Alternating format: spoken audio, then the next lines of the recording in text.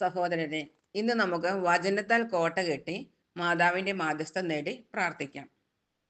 നിങ്ങൾ എൻ്റെ ജനവും ഞാൻ നിങ്ങളുടെ ദൈവവുമായിരിക്കും. ജെറമ്യ 30:22. അങ്ങ് അവനും അവന്റെ ഭവനത്തിനും സമ്പത്തിനും ചുറ്റും വേലി കെട്ടി സുരക്ഷിതത്വം നൽകി. അവന്റെ പ്രവൃത്തികളെ അനുഗ്രഹിച്ചു, അവന്റെ സമ്പത്ത് വർദ്ധിപ്പിക്കുകയും ചെയ്തു. ജോബ് 1:10. ആരും കയറിയിറങ്ങി നടക്കാതിരിക്കാൻ ഞാൻ എൻ്റെ ഭവനത്തിന് ചുറ്റും പാളയം അടിച്ച് കാവൽ നിൽക്കും. ഒരു മർദ്ദകനും ഇനി അവരെ കീഴടക്കുകയില്ല. എൻ്റെ കണ്ണ് അവരുടെ മേലുണ്ട്. സക്കറിയ 9:8.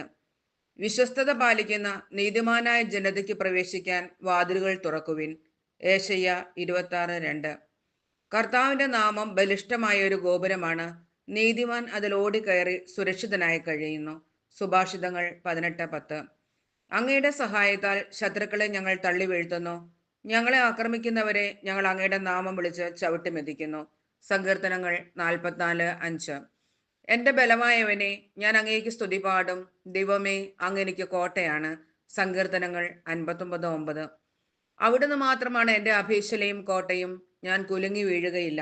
സങ്കീർത്തനങ്ങൾ 62:2. അവിടുന്ന് മാത്രമാണ് എൻ്റെ അഭീശലയും കോട്ടയും, എനിക്ക് കുലുക്കം തട്ടുകയില്ല.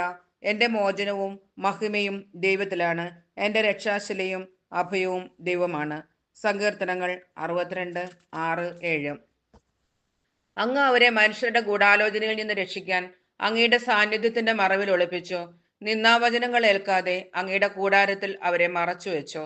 സങ്കീർത്തനങ്ങൾ 31:20. പർവ്വതങ്ങൾ ജെറുസലമിലെ ചൂഴ്ന്നു നിൽക്കുന്നത് പോലെ കർത്താവ് ഇന്നും എന്നേക്കും തന്റെ ജനത്തെ വലയം ചെയ്യുന്നു. സങ്കീർത്തനങ്ങൾ 125:2.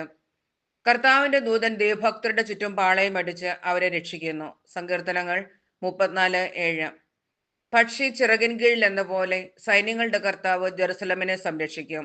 അവിടുന്ന് അതിനെ രക്ഷിക്കുകയും മോചിപ്പിക്കുകയും അഭയം നൽകി ജീവൻ പരിപാലിക്കുകയും ചെയ്യും.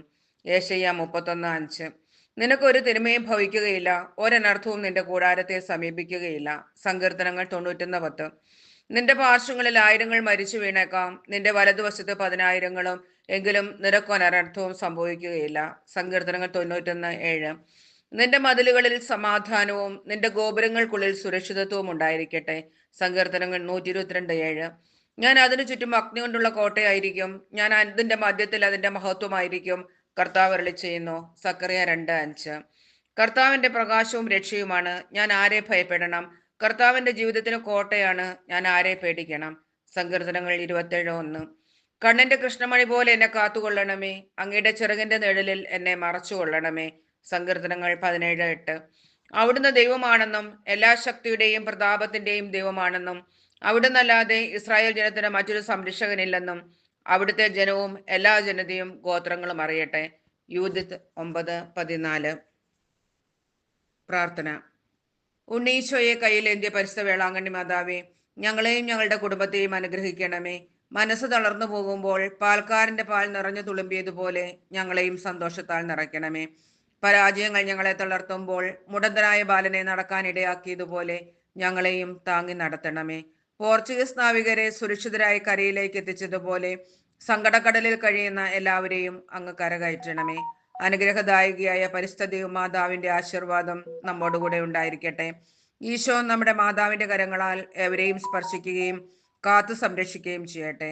സർവശക്തനായ ദൈവം നമ്മെയും നമ്മുടെ കുടുംബത്തെയും സമൃദ്ധമായി അനുഗ്രഹിക്കട്ടെ. ആമേൻ.